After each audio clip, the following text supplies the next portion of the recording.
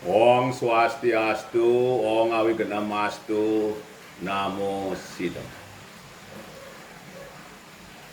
Semoga para semeton sami, para krama Bali Makasami dimanapun berada, terutama para prajuru desa adat, para prajuru majelis desa adat di seluruh Bali yang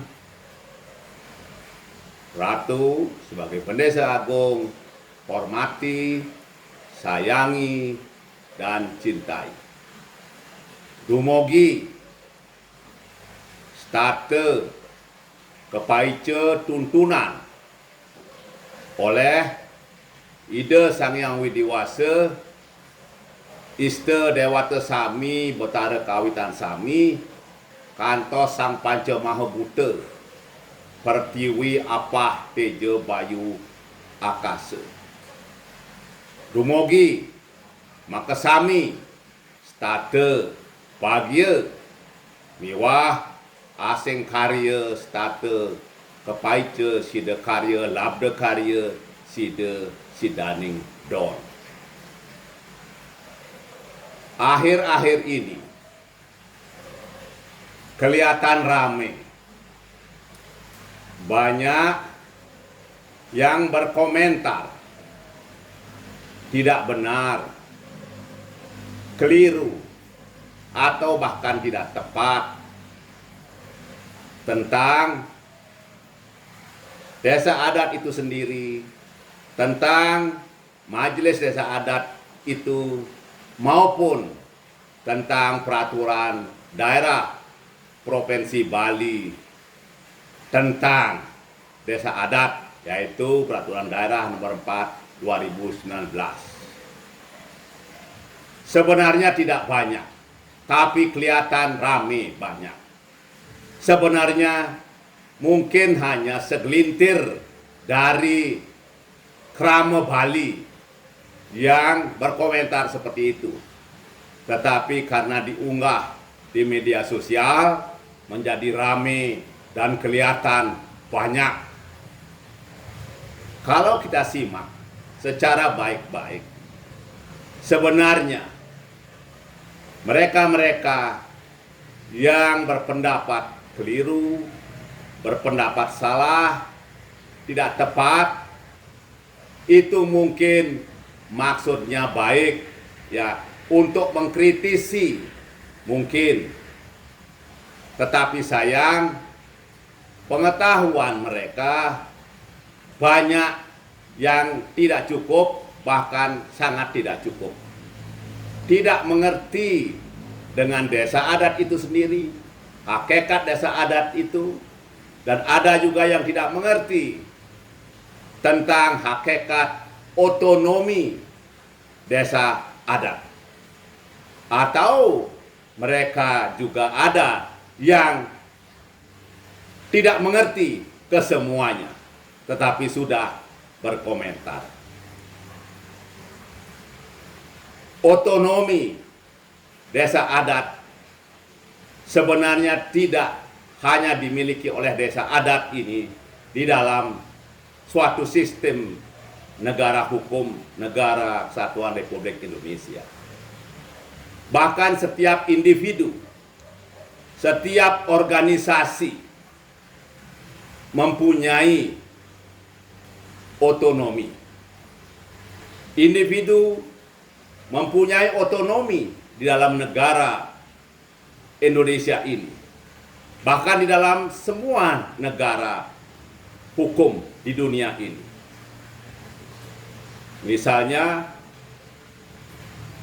otonomi individu perorangan itu adalah bagaimana caranya mereka makan, apa yang dimakan, apa yang disukai, bagaimana pakaiannya, warnanya yang disuka apa, modenya apa, tidurnya mau jam berapa, istirahatnya mau jam berapa, bangunnya mau jam berapa, olahraganya mau jam berapa.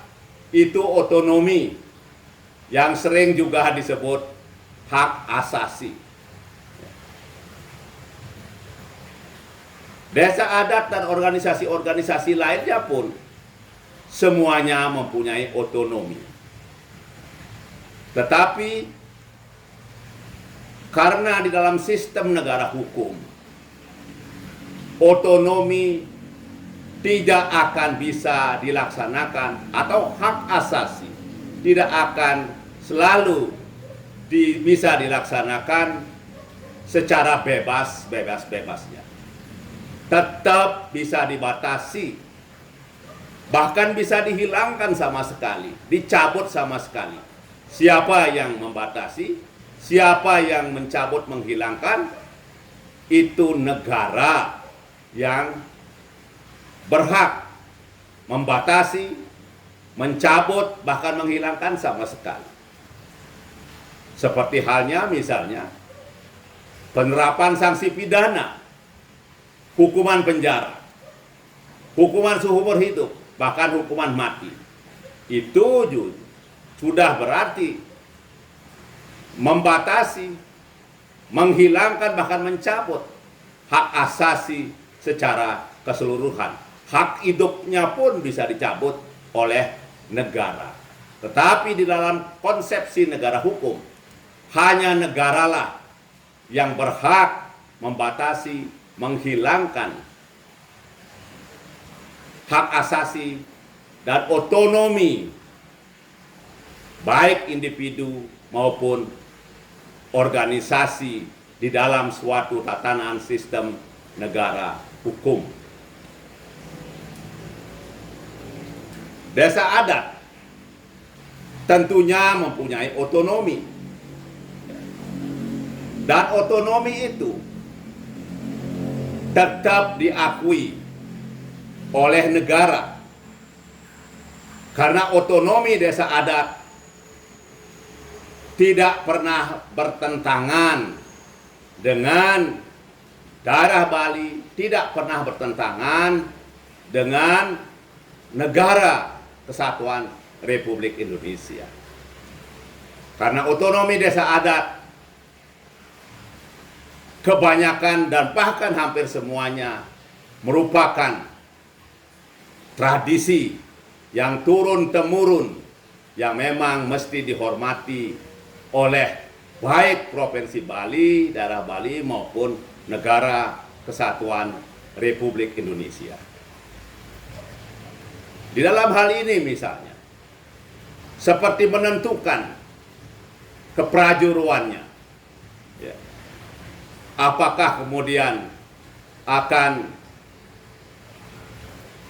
memakai sistem pemilihan, memakai sistem seserodan, memakai sistem nyanjan misalnya, mohon restu dari Yang Maha Kuasa, atau mungkin mohon memakai sistem turunan. Itu terserah desa adat itu sendiri, dan itu sering berkaitan dengan status desa adat itu. Apakah desa adat tua? Apakah desa adat masa pertengahan yang disebut Apenaga? Apakah desa adat anyar? Ya, desa adat modern lah, baru begitu. Itu semuanya berpulang kepada desa adat. Ya. Dan itu semuanya dituangkan di dalam pararemnya, awig-awignya, ya. Atau juga tiap hari apa akan paruman, sangkep, ada yang mengambil, ya, setiap purnama, ada mengambil setiap tumpak misalnya, dan sebagainya. Itu otonomi desa adat. Ya. Dan juga kahyangan 3 desanya misalnya, kahyangan desanya, kapan feodalannya, ya, bagaimana mengangkat pemangkunya, siapa pemangkunya, itu otonomi desa adat. Dan itu tidak pernah dicampuri oleh baik oleh pemerintah oleh MDA maupun oleh negara Kesatuan Republik Indonesia. Namun perlu dipahami bahwa desa adat itu ada di wilayah Provinsi Bali, di mana di Provinsi Bali ini ada peraturan daerah,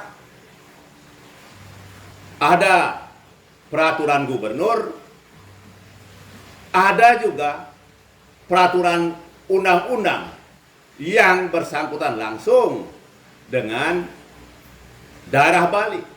Misalnya undang-undang yang terbaru, undang-undang provinsi daerah Bali. Dan itu kemudian juga di Bali ini ada paruman desa-desa adat yang dipimpin oleh Majelis Desa Adat se-Bali. Paruman-paruman itu menghasilkan juga kesepakatan-kesepakatan atau perjanjian-perjanjian lah. Ya, hasil dari paruman itu sebenarnya perjanjian kolektif ya, dari semua desa adat. Itu menghasilkan semuanya yang disebut dengan Bali Mawe Care. Ya. Dan kemudian desa adat itu yang mempunyai otonomi itu ada di dalam Negara Kesatuan Republik Indonesia dan menjadi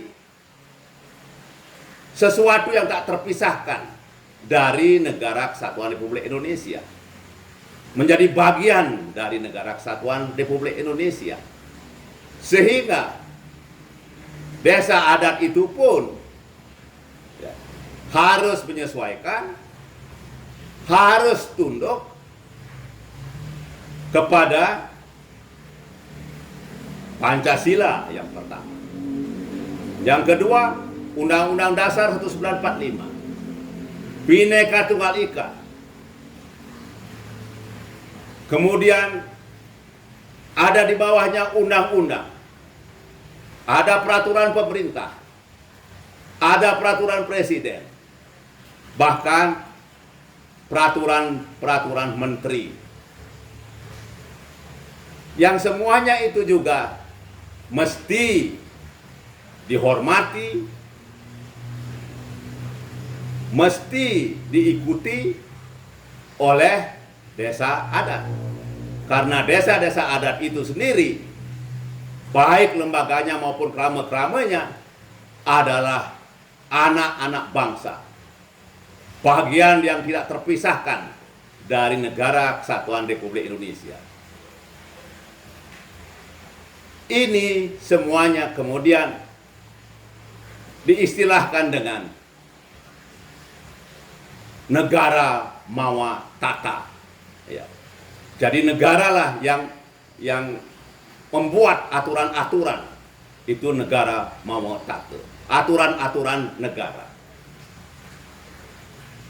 Desa-desa adat tentunya sudah sering dibahas dan sering juga ada pendapat-pendapat yang bagus sekali bahwa desa adat itu bukanlah negara di dalam sebuah negara.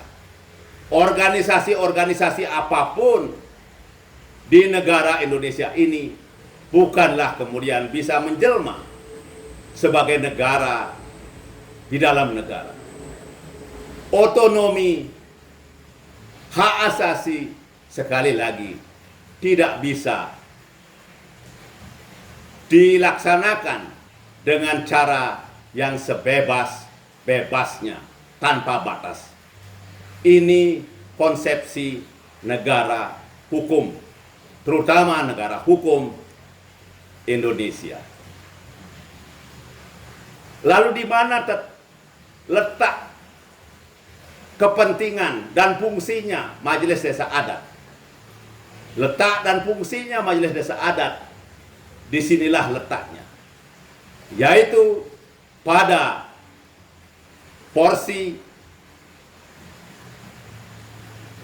hubungan antara desa adat agar sesuai dengan Bali Mawa Cara dan negara Mawa Tata.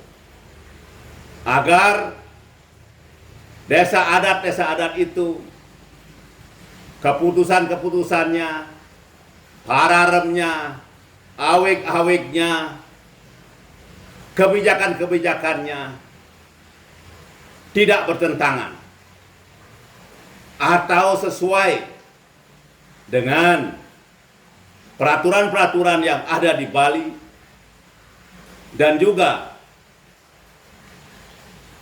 perundang-undangan yang ada di Indonesia, terutama terhadap Pancasila, Bhinneka Tunggal Ika, Undang-Undang Dasar 45, ya, dan semua perundang-undangan di bawahnya.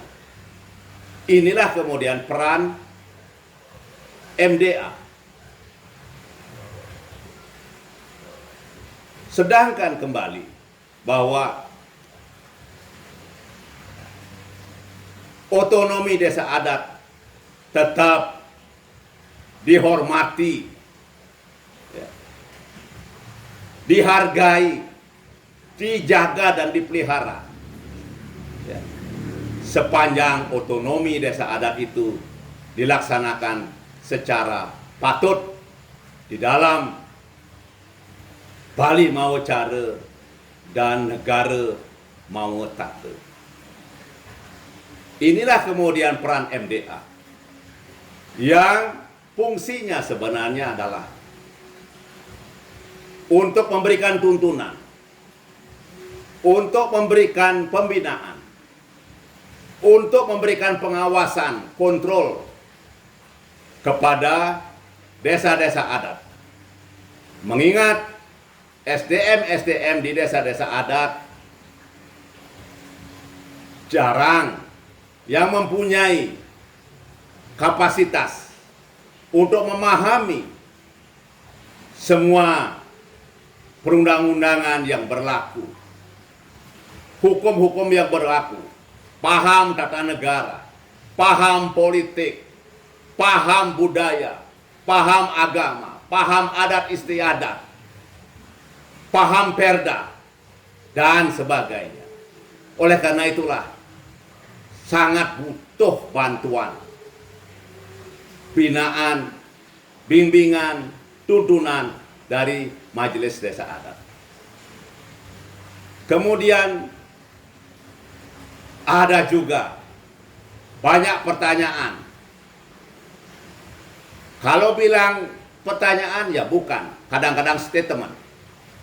Ya, statement yang salah tetapi ya, seolah-olah Majelis Desa Adat adalah atasannya desa-desa adat di dalam segala hal. Terhadap statement ini atau pertanyaan ini, apakah Majelis Desa Adat adalah atasannya desa-desa adat? Jawabannya tentunya bisa tidak, bisa iya. Di dalam ruang lingkup otonomi desa adat, di mana desa adat berhak menentukan, memelihara sendiri, menjaga tradisinya. Ya, seperti yang Bendesa Agung jelaskan tadi. Ya. Memilih prajuru, mengangkat prajuru, sistem pemilihannya, ya, apakah turunan, apakah pemilihan, apakah sesrodan, nyanyan, dan sebagainya. Ya. Kemudian dituangkan dalam pararem dan awik-awiknya. Selama otonomi desa adat itu, maka Majelis Desa Adat ataupun pemerintah Provinsi Bali atau pemerintah kabupaten kota tidaklah merupakan atasan desa adat.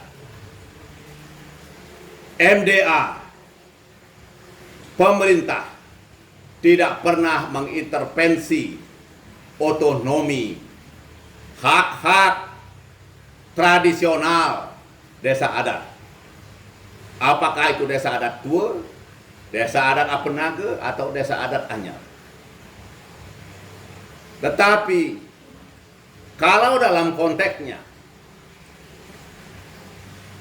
agar desa-desa adat itu menyesuaikan diri,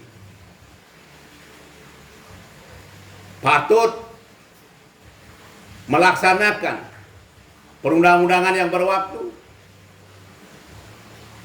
yang berhubungan dengan Bali mau cara dan negara mau tata, maka majelis desa adat itu bolehlah dikatakan induknya atau bapaknya yang menuntun, yang membina, yang mengawasi, dan sekaligus menjaga dan menjamin keberadaan desa adat itu terhadap kesalahan-kesalahan yang mungkin berakibat tidak bagus di dalam hubungannya terhadap Bali mau cara dan juga negara mau tata. Dan itu penuntunan, pengawasan, pembinaan, dan juga sekaligus jaminan kepada desa-desa adat itu tujuannya tidak lain. Baik tujuan pemerintah Provinsi Bali, pemerintah kabupaten kota, maupun MDA itu sendiri, dari kecamatan, kabupaten, dan provinsi, adalah demi untuk kesukertan, kerahayuan di desa adat itu sendiri. Jadi ada dua hal, ya, bisa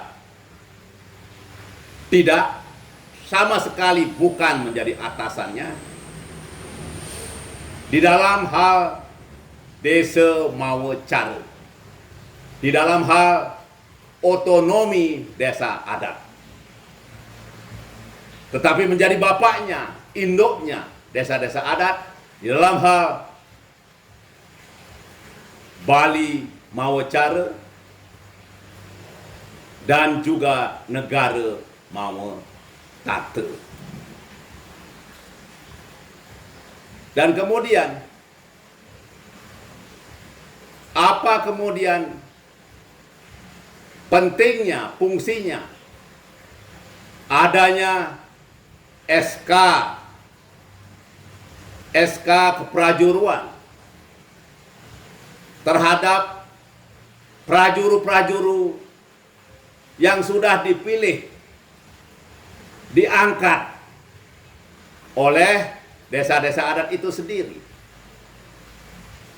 Itu tidak lain seperti yang Bendesa Agung tadi jelaskan, bahwa di dalam rangka pembinaan, pengayoman, tuntunan, pengawasan terhadap proses keprajuruan itu, apakah sudah sesuai dengan pararem yang dimiliki, dibuat? Apakah sesuai dengan awik-awik yang dibuat? Apakah juga sudah melalui paruman desa pararem itu dibuat, awik-awik itu dibuat? Seperti itulah yang diperiksa, yang sebenarnya secara material adalah bersifat verifikasi. Verifikasi itu kemudian diwujudkan dalam SK pengesahan untuk menjamin bahwa, memastikan bahwa tidak akan ada masalah di desa adat itu, tidak akan ada terjadi sengketa di dalam desa adat itu, kalaupun ada gugatan-gugatan dari desa adat itu, maka kalau sudah benar prosesnya, melalui pararem, melalui awik-awik, yang pararem dan awik-awik itu dibuat dengan cara yang proses yang benar, maka gugatan-gugatan itu pun bisa digugurkan. Itu adalah sekali lagi untuk kesukertan desa adat itu sendiri. Lalu kemudian apa hubungannya dengan acara-acara pengukuhan, kadang-kadang disebut pelantikan ke prajuru-prajuru desa adat itu oleh Majelis Desa Adat Provinsi Bali yang sering dilakukan, atau kadang-kadang juga oleh Majelis Madil Kabupaten Kota. Itu semuanya adalah dibutuhkan oleh desa-desa adat itu sendiri. Karena desa-desa adat itu sendiri membutuhkan acara seremonial pengukuhan atau juga disebut pelantikan. Dan desa-desa adat itu memandang bahwa Majelis Desa Adatlah yang paling tepat untuk mengukuhkan atau melantik prajuru-prajuru desa adat itu, karena dianggap sebagai bapaknya, induknya desa-desa adat itu sendiri. Lalu kemudian mengapa pararem-pararem dan awik-awik itu yang dibuat oleh desa-desa adat itu, yang adalah bagian dari otonomi desa adat itu, kemudian harus diverifikasi oleh Majelis Desa Adat dan juga oleh Dinas Pemajuan Masyarakat Adat Provinsi Bali. Itu tidak lain tujuannya sama, untuk membina, untuk menuntun kalau diperlukan, untuk mengawasi, ya, untuk mencermati apakah pararem-pararem dan awik-awik itu sudah dibuat melalui proses yang benar. Misalnya proses dalam paruman desa adat. Dan apakah awik-awik dan pararem-pararem yang dibuat sudah sesuai dengan Bali mau cara, sesuai dengan perda, sesuai dengan peraturan gubernur, atau sesuai dengan peraturan bupati wali kota mungkin. Dan juga apakah sudah sesuai dengan negara mau tata, apakah sesuai dengan nilai-nilai Pancasila, Bhinneka Tunggal Ika, sesuai dan tidak bertentangan dengan Undang-Undang Dasar 1945, tidak bertentangan dengan undang-undang, peraturan pemerintah, ataupun peraturan-peraturan menteri. Nah, kalau itu semuanya sudah sesuai, tidak bertentangan, maka Majelis Desa Adat dan Dinas Pemajuan Masyarakat Adat memverifikasi. Bendesa Agung sendiri menatangani pararem itu, awik-awik itu. Dan Dinas Pemajuan Masyarakat Adat Provinsi Bali meregistrasi di Dinas PMA. Nah, dengan demikian mudah-mudahan bagi yang tidak paham dengan proses keprajuruan desa adat, proses pararem awik-awik, tidak paham dengan otonomi desa adat, tidak paham dengan teori otonomi, teori hak asasi di dalam konsepsi negara hukum. Mudah-mudahan sekarang sudah paham. Tidak lagi berkomentar yang keliru, berkomentar yang salah, yang mohon maaf, itu sering dinilai menyesatkan dan memprovokasi desa-desa adat, sehingga bertentangan dengan tujuan ajak Bali. Kesukertan desa adat, kerahayuan desa adat, kesukertan jagat Bali, kerahayuan jagat Bali. Supaya Bali itu, desa-desa adat itu tetap kita jaga dalam keadaan santi jagadita. Kemudian satu hal lagi. Mengapa sekarang ini masalah-masalah di desa adat itu diselesaikan secara berjenjang oleh desa adat itu sendiri.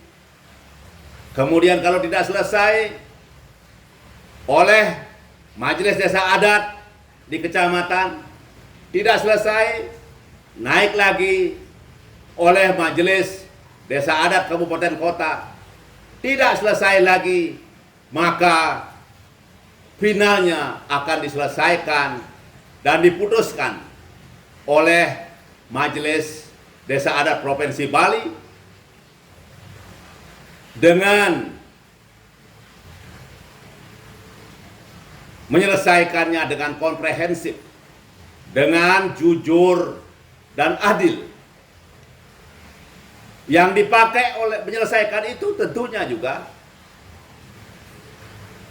awik-awiknya desa adat, pararemnya desa adat itu sendiri, dan hanya bila perlu memakai kemudian Bali Mawo Care, dan terutama apabila terjadi sengketa antara desa adat dan desa adat.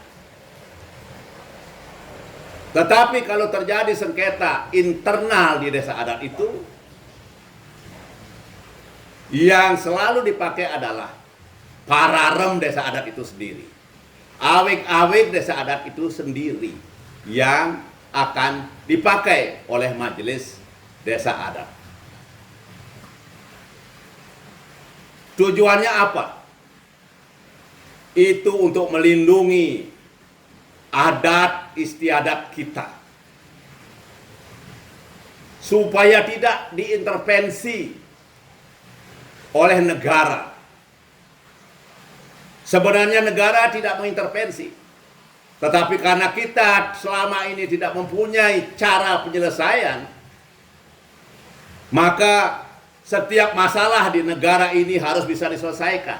Setiap perkara di negara ini mesti ada penyelesaiannya. Mau tidak mau akhirnya harus diselesaikan melalui negara, melalui peradilan negeri. Padahal kita tahu bahwa agama, adat, budaya tradisi, bahasa daerah misalnya adalah juga otonom di dalam negara kesatuan Republik Indonesia yang berdasarkan Pancasila, menjunjung tinggi nilai-nilai Bhinneka Tunggal Ika. Karena otonom, maka baik agama, adat, budaya tradisi, bahasa, seni tradisi tidak bisa diintervensi oleh negara. Oleh karena itulah, maka untuk kasus-kasus, masalah-masalah, perkara-perkara adat murni, sejak berdirinya Majelis Utama Desa Pakraman di Bali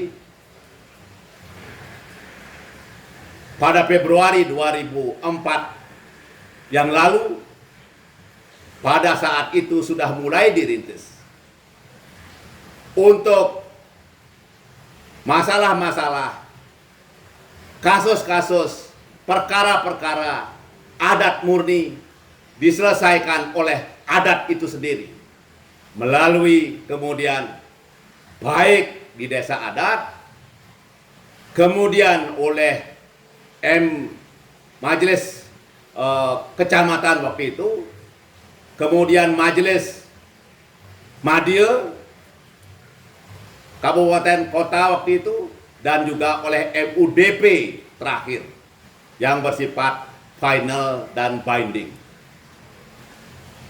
Keputusan terakhir, keputusan final. Ini adalah sesuai dengan kompetensi adat itu sendiri. Kompetensi peradilan. Di mana yang paling tepat kompetensinya adalah adat itu sendiri. Majelis desa adatlah yang paling berkompetensi untuk menyelesaikan masalah-masalah, perkara-perkara di seputar adat Bali. Oleh karena itulah, maka sudah berjalan ini sejak adanya MUDP. Kasus-kasus di desa adat, masalah-masalah antar desa adat, antar banjar, tidak lagi dibawa ke pengadilan. Selalu diselesaikan secara berjenjang dari desa adat sampai ke majelis provinsi. Dan itu sudah dirasakan manfaatnya oleh desa-desa adat sendiri, oleh Kramo Bali sendiri, oleh Bali sendiri. Timbul kemudian kebanggaan, timbul kemudian percaya diri masyarakat Bali, Kramo Bali, bahwa kita bisa menyelesaikan masalah-masalah adat kita sendiri. Tidak perlu membebani negara untuk masalah-masalah adat. Dan di sisi lain, negara pun senang dan berterima kasih kepada desa adat dan majelis desa adat atas prakarsa ini.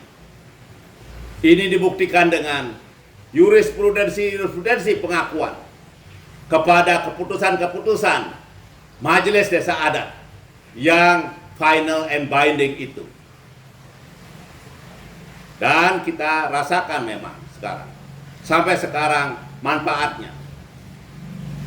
Kita mempunyai kebanggaan, kita kemudian pride kita, percaya diri kita meningkat karena masalah-masalah adat kita sendiri